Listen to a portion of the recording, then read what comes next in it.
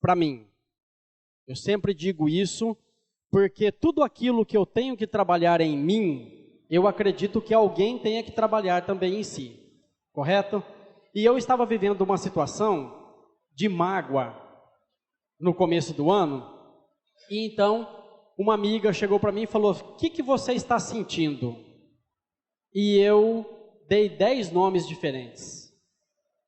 E ela disse assim: não é nada disso, você está magoado. Falei: meu Deus, né? A gente estuda tanto, tenta aprender, será que realmente eu estou magoado? Então eu fui buscar na doutrina espírita os ensinamentos que pudessem me esclarecer com relação àquilo que eu estava sentindo. E eu encontrei um manancial de coisas e cheguei realmente à conclusão de que eu estava magoado. Então eu falei: se eu, tentando estudar, de alguma forma, não consegui identificar de pronto o que eu estava sentindo, eu acredito que deve ter mais pessoas que também não conseguem identificar isso e sofrem por isso. Então, todo o exemplo que eu der aqui, nem todo mundo se encaixará em todos eles. Eu me encaixo na maioria. Tudo bem? Muito se fala na doutrina espírita sobre a reforma interior. Qual é o slogan de Kardec? Reconhece-se o verdadeiro espírita pela sua transformação moral e o esforço que faz para vencer as suas más inclinações. Pois bem, quer dizer que a base da doutrina espírita é a mudança de comportamento, é a reforma interior, é tentar fazer diferente a partir de agora. Como que eu posso fazer a reforma interior se eu ainda carrego tudo isso em mim? É isso que eu quero falar um pouquinho para vocês hoje, de uma forma resumida. Paulo apóstolo: ai daquele que diz nunca perdoarei, pois pronuncia sua própria condenação. Está lá, capítulo 10 do Evangelho, item 15. Por que eu pronuncio minha própria condenação? Porque a partir do momento em que eu falo não perdoo, eu estou deixando de usar a única coisa que me difere do animal, que é a inteligência. Então, a partir daquele momento, eu vou ficar só com as minhas emoções. Eu vou sofrer com aquela situação, mas eu vou ser convocado mais cedo ou mais tarde a rever tudo isso. Tem uma frase que diz: a vida nos convocará infinitas vezes à transformação desses modelos mentais. Tá? Então eu vou dar um exemplo aqui. Minha amiga, como que é seu nome mesmo? Célia. Desculpa, Célia. Eu já sabia, tinha esquecido, tá? Vou pegar a Célia como exemplo. Então eu tenho um problema com a Célia. Tá? Eu estou magoado com ela de alguma forma. Cada vez que eu a vejo, o que acontece? Eu não quero ver, me faz mal, eu cruzo com ela, eu passo mal, eu faço crítica, eu sinto a taquicardia do momento, eu não quero vê-la. Mas a vida vai me convocar infinitas vezes a transformar esses modelos mentais. Então vão me colocar Célia novamente. E cada vez que eu a vejo, aquele sentimento doente que estava em mim vem à tona para que eu possa trabalhar. Eu não trabalho, ele rearquiva doente. Isso vai acontecer quantas vezes forem necessárias, até o dia que eu resolvo usar a inteligência e eu digo: bom, quer saber de uma coisa? A hora que eu encontrar a Célia, eu vou conversar com ela, vou tirar esse mal-estar, ou piora ou melhora. Mas eu não quero mais sentir isso. E aí eu paro para conversar, ela: Chico, quanto tempo que eu não te vejo, como está todo mundo, como você está? Por quê? Era só eu que estava magoado, ela nem lembrava daquilo que havia dito. E nós ficamos muitas vezes magoados por isso. A pessoa nem sabe que nos ofendeu, mas nós estamos magoados. E o problema é que nós nem sempre temos a coragem de falar para a pessoa que nós ficamos magoados. Essa pessoa percebe a nossa mudança, não tem coragem de perguntar, e se tiver, nós não temos coragem de falar, mas continuamos magoados. E aí, como sempre foi minha amiga, no momento eu percebo que ela não estava magoada, era só eu, e a gente conversa um pouquinho, tira aquele mal-estar, e aí depois de algum tempo, o que acontece? Aquele sentimento doente que estava gravado no perispírito, ele veio à tona para ser trabalhado. Naquele momento foi trabalhado, tirou o mal-estar, voltamos a conversar. a partir daí aquele sentimento, ele já volta regravado, resolvido. Aí eu só tenho que me preocupar com os outros milhares. Fui cruel ou não? Com milhares?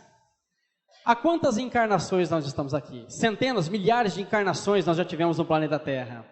Desde os princípios, nós estamos aqui traindo, sendo traído, se vingando, ficando arrependido, sentindo culpado, ficamos magoados, nos vingamos novamente. Isso está tudo arquivado em nosso perispírito em forma de sentimento. Eu pergunto a vocês, o passado existe? O que vocês acham? Pode pedir ajuda aos universitários? Muita gente fala que o passado existe, ou existiu. Eu só vou dar uma outra colocação. Eu estou magoado com uma pessoa há 15, 20 anos. Tá? Até esqueci que essa pessoa existe, nunca mais a vi. Aí eu me preparo, fui convidado para uma festa, me preparo, vou lá, né?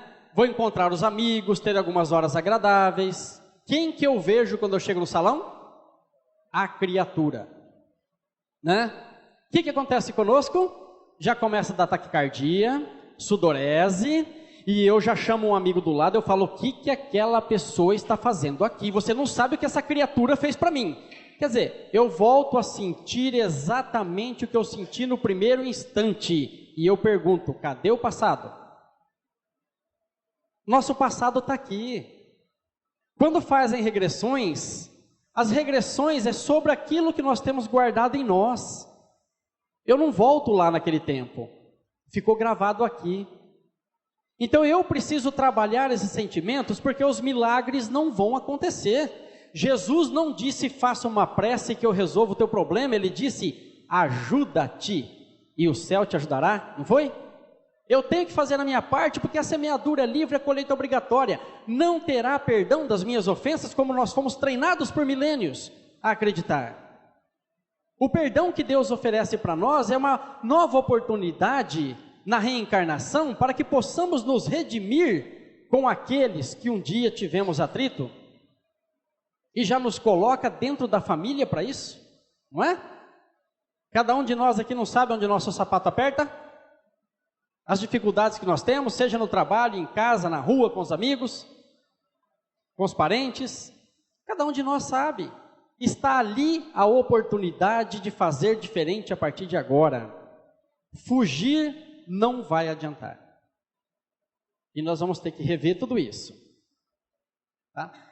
Olha essa frase. Somos nós mesmos que nos iludimos por querer que as criaturas deem o que não podem e que ajam como imaginamos que devam agir. Vou fazer uma pergunta retórica. Tem alguém aqui que desiludido ou já se desiludiu alguma vez? Eu disse que era retórica, né? Mas é importante perguntar. Sabe por que nós nos desiludimos? É muito simples. Porque nós nos iludimos. Só se desilude quem se ilude. Eu namorei 5 anos e estou casado há 27. Então, há 32 anos eu estou com a minha esposa. Pois bem, há 32 anos atrás eu coloquei uma máscara bonitinha, de quem eu gostaria de ser, e não sou ainda, né? Então a gente dá um trato na juba, dá uma melhoradinha no perfume, a roupinha melhor, e vai e vende aquela imagem para a pessoa. E a pessoa compra aquela máscara. E a pessoa também coloca uma máscara bonitinha do que não é, mas gostaria de ser, e vende para mim. E eu compro, porque eu quero acreditar que a minha também é verdadeira. E depois de algum tempo de convivência, como diziam os antigos, até que não comer um saco de sal junto não conhece o outro, né? E o saco de sal era de 60 quilos, né? Demora um bocado para comer tudo isso. Lá na frente vem a desilusão, porque eu gostaria que aquela criatura desse o que não podia e agisse como eu gostaria que ela agisse. E isso não aconteceu. Então eu me desiludo com ela e ela se desilude comigo, porque também esperava que acontecesse a mesma coisa. Então só existe desilusão porque um dia houve uma ilusão. E aí Como que fica tudo isso? Fica complicado, né? Porque nós vamos ter que mexer com relação a isso. Então eu trouxe um pequeno inventário aqui. Nem todo mundo, como eu disse, vai se encaixar em todos os exemplos. E como eu disse, eu me encaixo na maioria. Se eu estiver magoado perante as ofensas, então, qual é a primeira coisa que acontece conosco? Primeiro, a mente se fixa na agressão.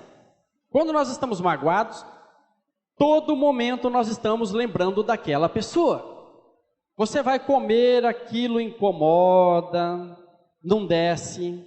Você vai dormir, não consegue pegar no sono, né? Dá taquicardia. Aí você começa já a cutucar o outro que está roncando. A culpa não é do outro, é eu que não estou dando conta de dormir. E aí, por mais que pegamos no sono, quando acordamos no meio da noite, lembramos daquela situação. Isso é natural acontecer com todos nós. O que nós não podemos fazer é fugir disso. Alguém aqui tem ido ao médico, feito exames e não acha nada? Não é incompetência do médico. Médico estudou para enxergar, identificar dores no corpo. São as doenças emocionais que estão no auge hoje em dia. São chamadas doenças psicossomáticas. Psico tem a ver com psi, a mente, o espírito. Soma é o corpo. São as doenças do espírito refletindo no corpo. E eu vou fazer o que com isso? Fugir? Continuar me enganando? Cada vez que eu encontro alguém, eu falo, não, está tudo bem, graças a Deus? Não está tudo bem. Claro que eu não vou abrir meu coração para qualquer um. Mas se eu chegar à conclusão que eu tenho que procurar um psicólogo, dependendo da gravidade do problema, já tem que procurar um psiquiatra para ter um medicamento para poder ajudar naquela situação. Porque aquilo vai tomando o corpo. E chega um momento que eu não dou mais conta de administrar. E eu começo a descarregar aquilo que eu sinto em outras pessoas. Que não tem culpa, não tem nada a ver com isso. E às vezes é aquele afeto que eu trouxe para morar junto comigo, que não tem nada a ver com isso, e eu acabo encontrando defeitos porque o nosso psiquismo costuma buscar culpados. Eu seria mais feliz se minha esposa não desse tanto trabalho, se meu marido não fosse tão difícil, se meus filhos não dessem tanto problema, se eu tivesse um emprego melhor, um patrão menos chato, enfim. Alguém tem que ser culpado da minha infelicidade. E o único responsável pela minha infelicidade é aquela criatura que quando nós vamos no banheiro e olhamos no espelho, está ali. Se tiver que reclamar, está ali. Somos os únicos responsáveis. Então a mente se fixa na agressão. Segundo, surge a incontrolável necessidade de caluniar o agressor. É mais ou menos assim. Por que eu fiquei quieto quando aquela pessoa falou tudo aquilo para mim? Mas vai chegar a minha vez. Vai. E quando eu cruzar com essa pessoa, vai ter que me ouvir. E depois a gente não fala nada, não. Mentira. O orgulho toma a dianteira. E o que é o orgulho? É o medo de ser julgado. Então, quando eu estou diante da pessoa e tem mais gente por perto, eu não falo nada porque eu falo, e o que os outros vão falar? Eles não sabem da história, o que os outros vão dizer? O que os outros vão falar? Enfim, eu acabo ficando preso ao meu sentimento doente. Dá para encaixar aí ou não? Acha que está? É mais ou menos assim que acontece? Eu vivi tudo isso. Eu fui procurar isso aqui para justamente procurar entender o porquê que eu estava magoado. E aí eu fui descobrir, porque eu fui contrariado. Nós não gostamos de ser contrariados. Porque o nosso amor não é amor. Nós temos paixão. O verdadeiro amor, ele passa por cima de tudo isso. O nosso amor é mais ou menos assim. Eu estou com uma pessoa e falo, eu amo essa pessoa. Ela me contrariou a primeira vez, eu gosto dessa pessoa. Contrariou de novo, eu falei, eu odeio essa pessoa. Por que me contraria tanto? Porque nós achamos que relacionamento ou amizade é encontrar uma pessoa que concorda com tudo que eu falo e faço. Pode observar, banalizou-se demais a questão do amigo. Porque amigo a gente acha que é aquele que concorda com tudo. E não é o verdadeiro amigo aquele que chama a gente num cantinho, ali sozinho, e fala, meu amigo, você vai me desculpar, mas eu não concordo com a tua atitude. Pensa um pouquinho melhor, Eu posso estar errado, mas no momento eu acho que você está errado. Ele não vai ficar chateado, pelo menos não deveria, porque foi falado com carinho, com educação. Só que nós não temos coragem de falar para o amigo, mas aí nós chegamos no outro amigo falar, fulano falou um negócio para mim, eu não falei nada não, porque ele ia ficar chateado, mas eu acho que ele vai quebrar a cara. Aí chega para o outro e fala a mesma coisa, quer dizer, ninguém tem nada a ver com isso. O problema era ali, entre eu e o amigo, ou eu e o ofensor, que eu não tive coragem de falar. Perceberam o tanto que é difícil manter um relacionamento, o tanto que é difícil nós sermos sinceros, por isso que nós muitas vezes vivemos relações hipócritas, amizades hipócritas, a sociedade vivemos com hipocrisia, de não dizer o que realmente pensamos. E isso vai se tornando cada vez mais difícil, porque eu nunca conheço. E é tão interessante que nós nunca conhecemos realmente a pessoa. Porque entrevistando uma senhora esses dias que esteve na nossa casa procurando socorro, e ela falou, eu jamais poderia imaginar que meu marido fosse capaz de fazer uma coisa dessa comigo. Eu falei, quantos anos de casado? Ela falou, passou de 50. E não conhece o marido. Porque nós usamos muitas máscaras. Nós não falamos o que sentimos. E isso vai tomando corpo. E a tendência é piorar. Porque já não dá mais tempo. O tempo urge. Pode observar que antigamente demorava-se para acontecer alguma coisa. Hoje está tudo muito rápido. Tudo muito rápido. Vamos lá. Há o desequilíbrio emocional da raiva. Ou seja, eu posso estar numa festa, numa roda de piada, daí a pouquinho o que acontece comigo? Eu estou longe, olhando através das pessoas. Sempre chega um amigo e fala, ô, acorda, onde você está? Adivinha? Estou lá no agressor, estou lá na pessoa que me ofendeu. Dá a impressão que foi colocada uma algema com aquela pessoa. Por isso que Jesus disse que o amor liberta, que o perdão liberta. Porque enquanto eu estiver magoado, eu vou estar ligado a essa pessoa. E se essa mágoa não for solucionada agora, na próxima vem como parente. Depois vem como marido ou esposa, depois vem como filhos. Até que alguém perdoe. São as reencarnações que nós temos. Então a doutrina espírita veio para nos explicar isso e falar, filho, para de sofrer. Mude a sua atitude, mude o seu jeito, abra seu coração. Aliás, tem uma frase de Deepak Chopra. Ele diz, abra seu coração, senão um cardiologista o fará por você. E é verdade. É verdade. E nós vamos adiando tudo isso. Aliás, nós adiamos tanto que, infelizmente, quem vem nos lembrar são dois itens que não precisariam fazer parte da nossa vida: dor e sofrimento. É o último recurso usado para nos chamar a atenção e fazer mexer em alguma coisa que está mal resolvido aqui dentro.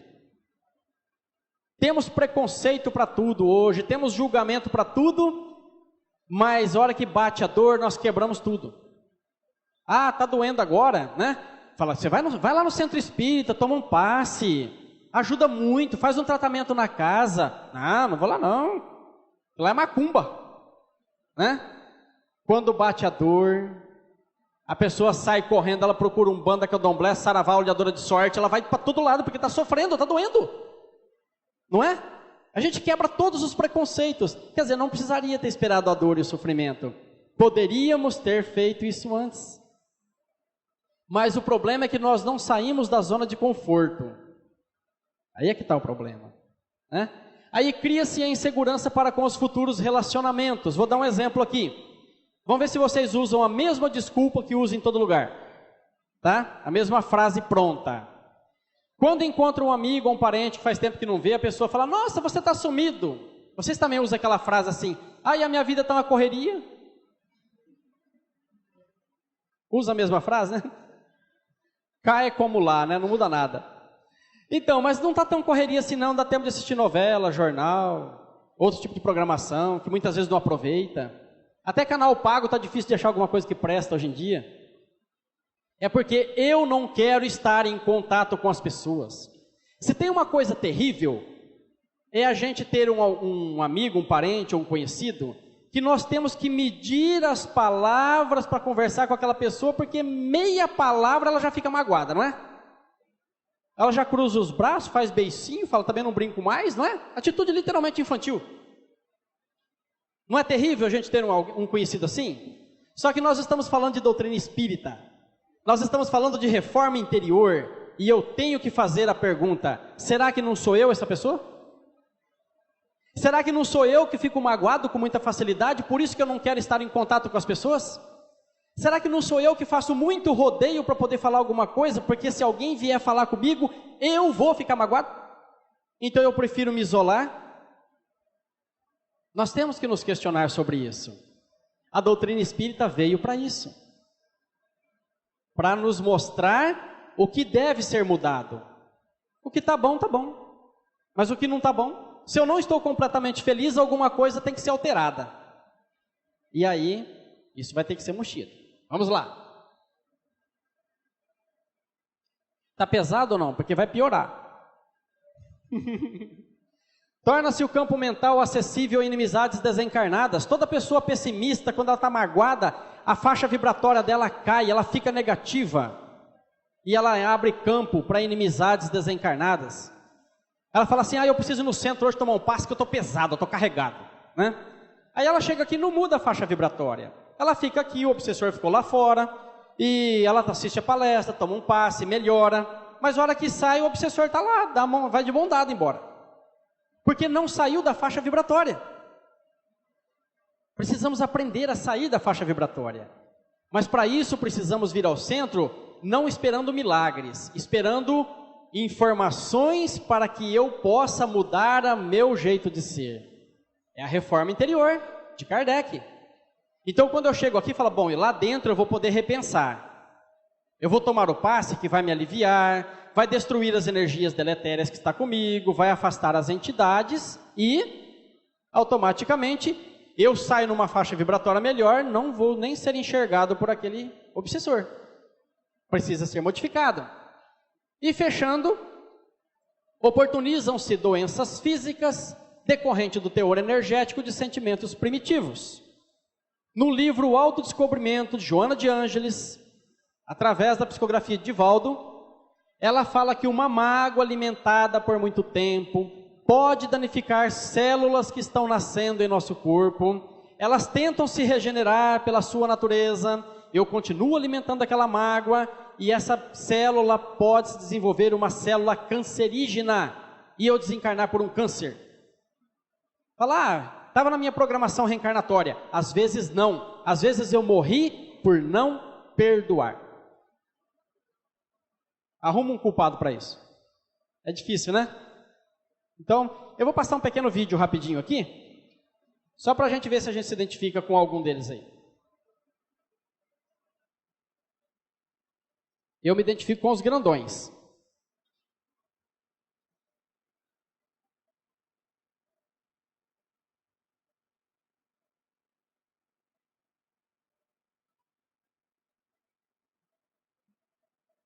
Nenhum dos dois dá o braço a torcer, né?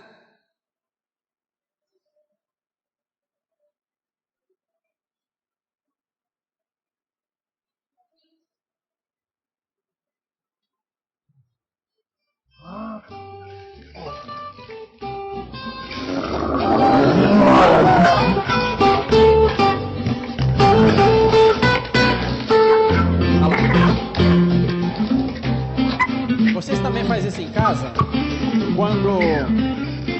Quando está nervoso com algum tipo de problema, descarrega em quem não tem culpa? Principalmente se for mais fraco.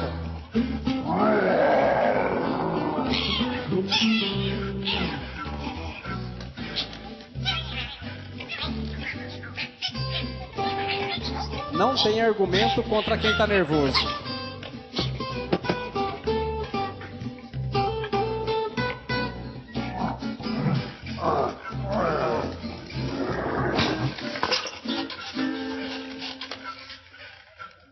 Toda ação tem a sua reação, né?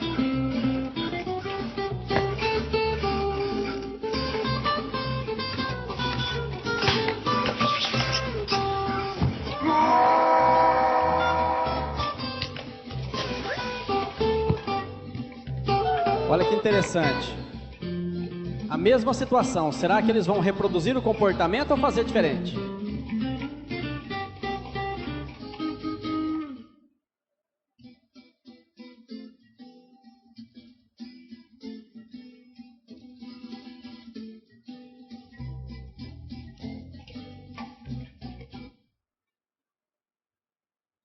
Sempre é possível fazer alguma coisa diferente, né? Para evitar um mal maior. Mas no momento que está inflamado, nós não raciocinamos. Nós falamos coisas que nos arrependemos depois, fazemos coisas que nos arrependemos depois. Então, essa frase está na nossa abertura do programa de rádio que nós temos em Fernandópolis. A felicidade é como a pérola que se forma dentro da ostra. Nasce dos embates de cada dia, no esforço da transformação, no reino dos sentimentos. Todo mundo sabe como é formada uma pérola dentro da ostra? Se souberem, faz de conta que não sabe, senão fica magoado. Um pequeno grão de areia que entra dentro de uma ostra causa dor nela.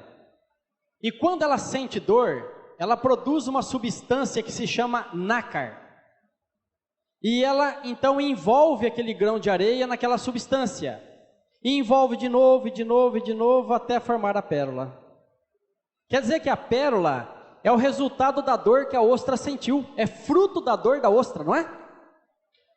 Então a felicidade é como a pérola que se forma dentro da ostra. Ou seja, a nossa felicidade só será construída a partir do momento em que nós aprendermos a empanar a nossa dor com o perdão, com a renúncia, com a aceitação. Aprender a conviver com aquela criatura sem querer modificá-la. Admitir que nós estamos também às vezes errados.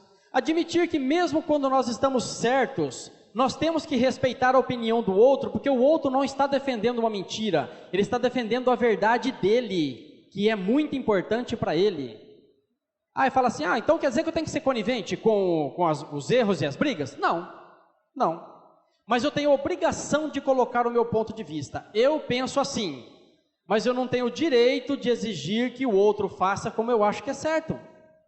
Acabaria todas as brigas dentro de casa. Porque quando duas pessoas discutem, nenhum está certo. Eu estou tentando impor o meu ponto de vista para a outra pessoa e a outra pessoa está tentando impor o ponto de vista dela para mim. Nenhum dos dois está respeitando os pontos de vista. Aí fala, gente, o que isso tem a ver com doutrina espírita? Gente, é puro doutrina espírita isso. Porque se eu não aprender a ouvir tudo isso e tentar modificar, porque como eu disse, eu não estou falando isso para vocês, eu estou falando para nós, o ouvido mais perto da boca que está falando aqui é o meu. Eu tive que tentar mexer em tudo isso para poder aceitar aquela pessoa novamente na minha vida. Graças a Deus eu consegui, mas não foi só graças a Deus, foi graças a mim também que eu tive que fazer todo esse esforço. Quem sabe eu fazer essa palestra umas 100 vezes, eu consigo interiorizar um pouco mais. Mas não quer dizer que porque eu estou falando tudo isso, que eu já consigo fazer tudo isso. Isso é apenas para despertar em nós o desejo de fazer diferente a partir de agora. Chico Xavier deu a receita perfeita. Quer que aconteça algo diferente na sua vida? Faça algo diferente. Só que nós só fazemos algo diferente a partir do momento em que bate a dor ou o sofrimento. E não precisaríamos esperar esse ponto. Não quer dizer que todo mundo se encaixa nisso. Tudo bem? Então vamos lá. Única solução para tudo isso: perdoar. Perdoar é parar de sofrer com o que nos fizeram e descobrir por que a ofensa dói tanto nas partes mais secretas do coração. E principalmente, o que ela quer nos ensinar? Então, o que essa ofensa quer me ensinar? O que eu tenho que aprender com isso?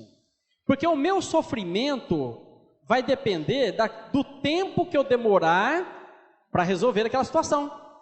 Quanto mais tempo eu demorar para resolver, ficar dando uma de coitadinho, de patinho feio, né? Falar assim, coitadinho de mim, olha, a pessoa me magoou, você não sabe o que fulano fez para mim. Enquanto eu perder tempo nisso, eu continuo sofrendo. Então eu tenho que fazer diferente. Lembra que eu falei da ilusão e da desilusão? É a chance de rever o que a imaginação construiu em desacordo com a realidade. Ou seja, é a chance de rever o que o que eu criei com relação, as expectativas que eu criei com relação àquela pessoa. Só para fechar, eu trouxe uma música, essa médium, ela é de Niterói, Rio de Janeiro, Ana Cláudia Bittencourt, já esteve aqui em São José do Rio Preto, no Bezerra, há um tempo atrás, num evento, foi lá que eu a conheci. Ela psicografa a letra da música e depois a Áurea, que é a mentora dela, canta em seu ouvido para que ela pegue a melodia.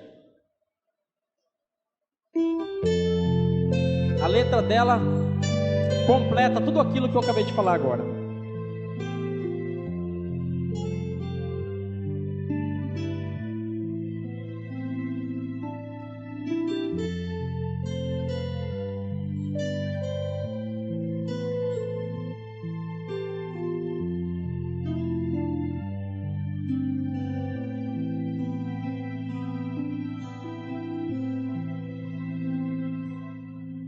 Minha mente, minha casa, construções, tanta vida na lembrança, ecoar lições do orgulho, superar as ilusões, sem martírio a reforma operar em mim. Fazer das palavras boas atitudes no bem. Velhas formas dão lugar a traços simples de amor. Minha sombra encontrar mais adiante a luz. Não ter medo de sofrer e superar. Só o bem repara o mal, só o amor constrói, só o bem alívio traz, faz o coração perdoar.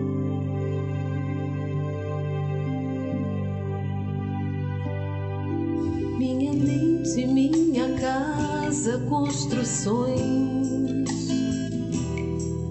tanta vida na lembrança, ecoar lições do orgulho, superar as ilusões, sem martírio a reforma operar em mim. Fazer das palavras boas atitudes no bem. Velhas formas dão lugar a traços simples de amor. Minha sombra encontrar mais adiante a luz. Não ter medo de sofrer e superar. Sou o bem.